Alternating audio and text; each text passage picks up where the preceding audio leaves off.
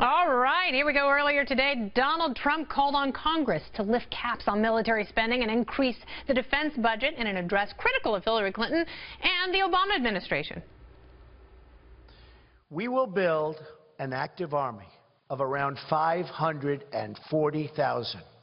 As the Army's Chief of Staff has said, he needs desperately and really must have to protect our country. All right, so who would be better as Commander-in-Chief, Hillary Clinton or Donald Trump? Let's turn to Amber Smith, former U.S. Army helicopter pilot and author of Danger Close, My Epic Journey as a Combat Helicopter Pilot in Iraq and Afghanistan. Amber, welcome. Thank you. It's good to be with you. So, obviously, you're looking at the speech with very different eyes. What did you see today?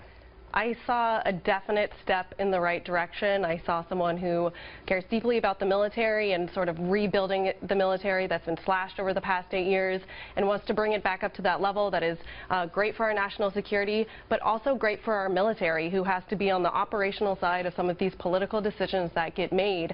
And right now, I still talk to lots of people who are active duty in the military community, and they're feeling those budget cuts, especially on the training side when they're here at home. Well, I think that means that they are dispersing the money incorrectly. And the people I talk to in the military, I mean, they talk a lot about inefficiency, and they talk a lot about, you know, commanders at the top and areas of the military that are so bloated. Donald Trump did talk about trimming. Where do you think the military could be trimmed? There is definitely room for lots of fat to be trimmed within the defense budget. One of them is acquisition. There needs to be some serious acquisition reforms, and nobody, especially on the political side, really wants to tackle that. Why is that? It is because it's so bureaucratic. There's so much red tape that I don't think they can get a hold of it. It's almost similar to the VA system right now.